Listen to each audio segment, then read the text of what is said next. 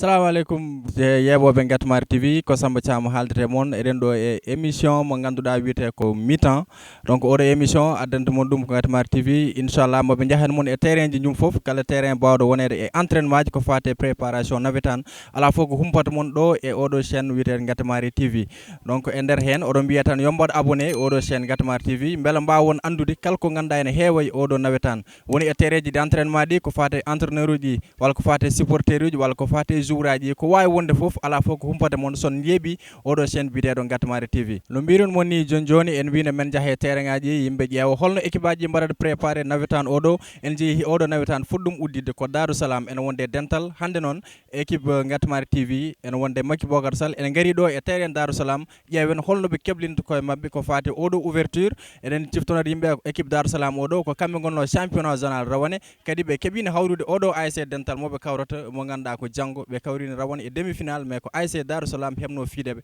en gaari ɗo joni Makky Bocar Sall mo adden men yimɓe ƴeewo entraînement Darou Salam holno ɓe mbaɗiri préparé match hakkude mabɓe e dental poɗɗo jouri janggo to collège 1 mo Ndioum ginargi ñorna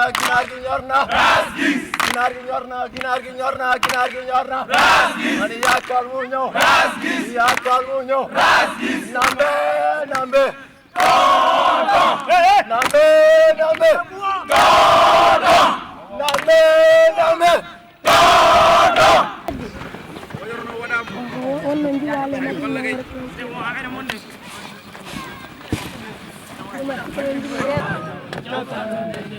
Now Zambia ini bara momo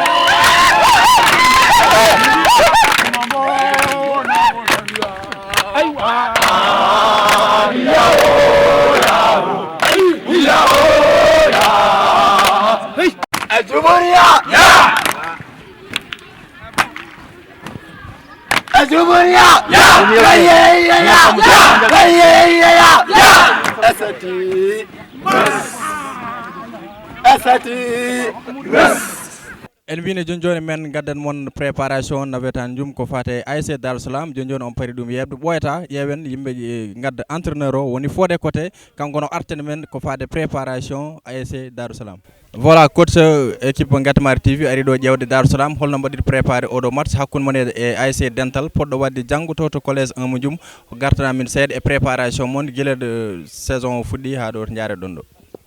eyyi mbiɗa salmina Samba Thiam salmina encore Guetemar TV donc préparation comme toujours rek waɗama préparé depuis le début bien avant même tirage o par ce que ɓe mbaɗi au moins hay soko goto hivernal d' une semaine walla 2 semaines sah donc guila nden ha joni amen hen amin mbaɗi ɗum préparé donc inchallahu rabbi oɗo instant mom min paari pour wadde nadde e nde match o janggo inchallahu rabbi contre dental mo Ndioum voilà coach on rawane ko onon gonno champion zonal eɗen jiiɗi andude est ce que dynamique mo gonɗon rawane ha jettiɗon final beele ha joni koye oɗon keddiɗon walla wonko kulɗon ko faare préparation mon bon je pense que ni dynamique min gonno rawande koko ɓeydi sah mbiyatmi haydara ustaki hen et puis en plus encore haydara min kulani hen et ko mbiyatmi ko rek chaque instant minen gonno champion rawande inchallah hikka encore nous serons encore champion inchallahu rabbi haydara min kulani komin mbaɗanno ko foof min paari donc on est fin prêt dal donc sans nul doute objectif mon wonata ko encore ruttade ha ƴetta championnat zonal 2022 parce que souvent dirigeant ji Darou Salam wala joueur Darou Salam mbiya l'objectif reste le même donc toujours l'objectif reste le même champion rek inchallah est ce que engouement mo yimɓe jiino faade supporteur uji Darou Salam rawane e mobilisation gonnoɗo autour de l' équipe est ce que oɗon eɗon sikki hikka également min dañjum e Darou Salam alors je pense que ni kala jiɗɗo yiide tan janggo mobilisation mo ala hay nokku donc yo artene jang inchallah rawi mon ji kon jiyano rawande sax hikka inchallah rawi dès le premier match inchallah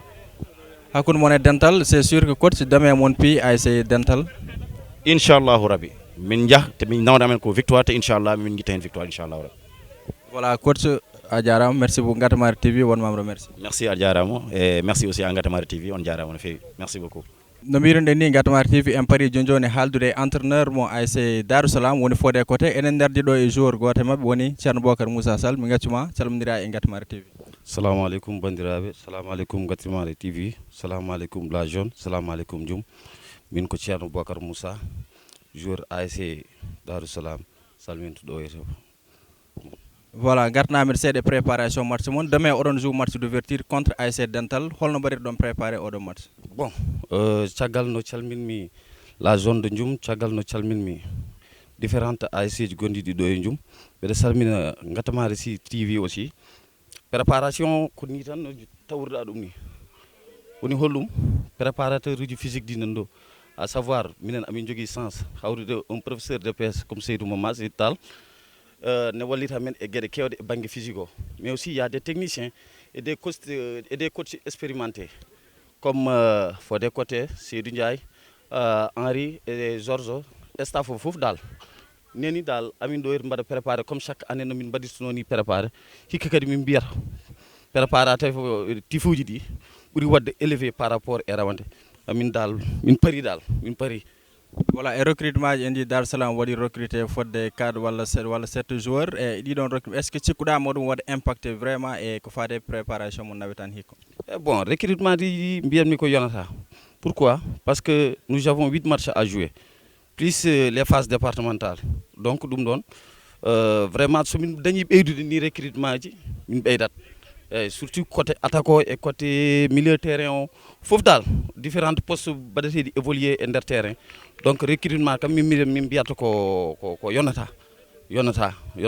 recrutement uji ɗi machallah nous avons des jeunes très talentueux eyyi an wasata wonɓe ganduɗa hen donc vraiment bisimilla mabɓe kadi aussi ko hen ɓe jeeya. Ko fade match mon ASC Dental ɗum yimɓe payi janggo woni ouverture est ce que vous êtes plus que jamais confiant que mon mbawa wadde tout ha dañon victoire mon e demain contre ASC Dental Ndiolofen? En tout cas min ko mbawmi ko yiide hen woni hollum tan minen komin parɓe eyyi joueur no gonirtani e nder terrain para ko noon poɗɗa wonirde dow para e n'importe quelle équipe mo poɗɗa wawde hawrude Ndiolofen amin gandodiri minen aussi min komin équipe rek comme équipe aji koddiɗi min mbaɗata aborder ɗo noon ko match par match minen Ndiolofen wax dëgg yalla aussi komin wowɓe hawride nder terrain c'est pas la première fois et ça ne sera pas la dernière fois aussi donc amin dal nous sommes prêts et nous sommes confiants aussi demain mon ji machallah match baɗɗo jeu dal e nder hen so tawi Ndiolofen naɓe vraiment jaaɓi joude hono men te ɓeɗanimaɓe jaaɓ joude so Allah jaaɓi. Voilà, Ngatamari TV ne wonma remercier. Merci Ngatamari TV, merci la zone de Ndioum, merci ASC ji ɗi fof, merci an Bacce e gondiɗo ma Makki. Donc on jarama no fewi oɗon mbiye aussi yon jokku golle ha wona gonga merci. Voilà, en ji gondunɗen ɗo joni koye joueur ASC Dar Salam woni Ceerno Bocar Moussa Sall ɓuuri andirede inde Amba o ari kankone o haali ko faade préparation o haali également match mo ganduɗa ene foti wadde janggo hakkude mabɓe ASC Dental kono wiiri ni aɓe jogui confiance no fewi comme no coach o wiiri ni pour wawde fiide ASC Dental demain inchallah ɗo to collège 1 mo Ndioum. Eɗen ɗo émission men ha joni mi-temps taggal no gummiɗen to terrain Dar Salam en keeɓi ɗon hettade l' entraîneur woni Fodé Côté en keeɗima également woni Ceerno Bocar Moussa Sall ko joueur également e to ASC Dar Salam en gari ɗo e terrain ASC Dental eɗen ƴeewa kamɓene holno mbaɗat préparé match mabɓe hakkude mabɓe ASC Dar Salam poɗɗo joude demain inchallah to collège 1 mo Ndioum ɓoyata le grand technicien Makki Bocar Sall maw adden men image uji ɗi ganduɗa ɗin kollirata préparation ASC Dental ɗo e terrain Ndiolofen.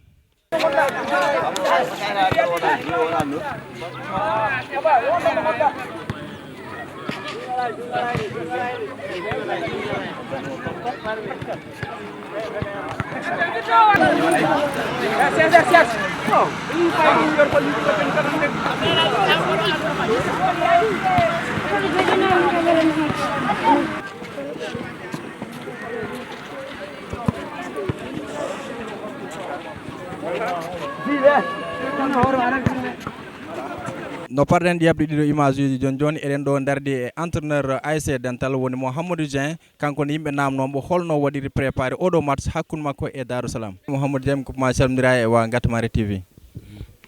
Assalamu alaikum Ngatamari TV on calminama on juuram on mbiyama assalamu alaikum salminama miñam Samba e caméraman ma on calminama mi wiya bisimilla moon ha yesso seeɗa ƴeewan ko pardon posé question ngaji quoi. Voilà, min gari ɗo hannde ko pour ƴewde préparation ASC Dental ko fate match mo poɗɗon joude ASC Dar Salam holno mbaɗirɗon préparé oɗo match? Non, min mbaɗi préparé oɗo match comme no min mbaɗi préparé match du n'importe quel match e navitano jogi min mbaɗi préparé physiquement tactiquement et intellectuellement fof min mbaɗi hen préparé min mbaɗi préparé mais wona match de revanche wona match ɗum ko match match c'est un match à jouer que le meilleur gagne. Voilà, en rawani ko ASC Darussalam wadi éliminé Dental et demi-finale mele cikkuɗa hande a waɗama nommé nouveau entraîneur Ndiolfen est ce que aɗa wawi wadde relevé oɗon défi pour yoftade oɗon match demain inchallah? Demain inchallah match o wona match facile, wona match encore revanche, ko hanki wonno ko rawani walla ko wonno ko hanki walla ko wonno ko ɗum yawti. Min ko hammi woni entraîneur nouveau entraîneur on ɗo maintenant, donc jango match o ronko match mbiya mbe jogui favori mi jogui hooram min komi gagnant komi piyo gagnant je suis le gagnant, je vais battre l'ASC Darussalam. Voilà, hol appel mo mbatta lancé supporter ji ko fate non violence? Bon mbaɗa mi supporter yo mbaɗ calme, yo mbaɗ calme, yo mbaɗ fair play, ɓe ndeeƴa go fof ɗo darino fof yo daro tan daro deeƴa yeeɓa match o jooɗo mo yeeɓa match o fof wonta yebde match janggo ça ne sera pas facile, ɗum mbeɗa andi ɗum kam ma match o ma wul ma wel, mo rati match o fof ma rat match uji fof o match ma wul ma wel inchallah demain soɓe yalla inchallah. Voilà, merci beaucoup. Gonduɗen koye Mouhamadou Dieng woni entraîneur ASC Dental Ndiolfen, wayta makki yimɓe ketto également o ko joueur on Oumar Sarr ɓuri andirede Gella, kanko no arteni yimɓe e ko fade préparation ASC Dental. Voilà, eɗen dardi ɗo e joueur ASC Dental woni Oumar Sarr ɓuri andirede Gella, o arten men seeɗa préparation ASC Dental ko fade match mabɓe hakkude mabɓe ASC Darussalam janggo. Gella calmodira e wa Gatmare TV, gartana min seeɗa e préparation match mono. Assalamu alaikum wa Gatmare, on calminama goto fof kadi inde mum e yettode mum. Amen calmina kadi dendagal njum e dendagal kadi Ndiolfennaɓe fof no potiri.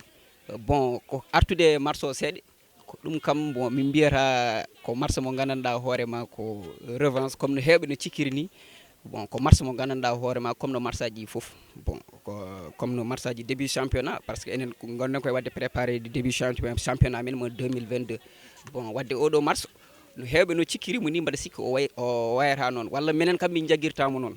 Bon pour l'instant kam min jagguirta ɗum tan ko marche préparation comme no marsaji préparation ngaji no min mbaɗirtuno ni préparé marsaji fof. Voilà, en dit ASC Dental wadi départ uji fodde 4 départ te kam fo ce sont des attaquants mbal cikkuɗa ɗum jogorani wadde impacté et résultat Ndiolfen janggo? Non mi sikkani mata ɗum waɗa impacté e résultat janggo parce que yaaɓeɓe certes sont des bons joueurs jeehi kadi hoto yejjit e waɗi jour aji suhaɓe wonnoɓe ɗo yeri e te ɓen kadi mbala hewɓe ma muntu pour ettude place uji ɓeɗon te kadi en dañi kadi recrue ji moƴƴi ɗi gandanɗa hoorema ene mbawi kadi daranade men darde ne ɓeɗon darinode e wadde mbaɗa sikki ɗum ɗon kam watta probléme to e nder groupe o.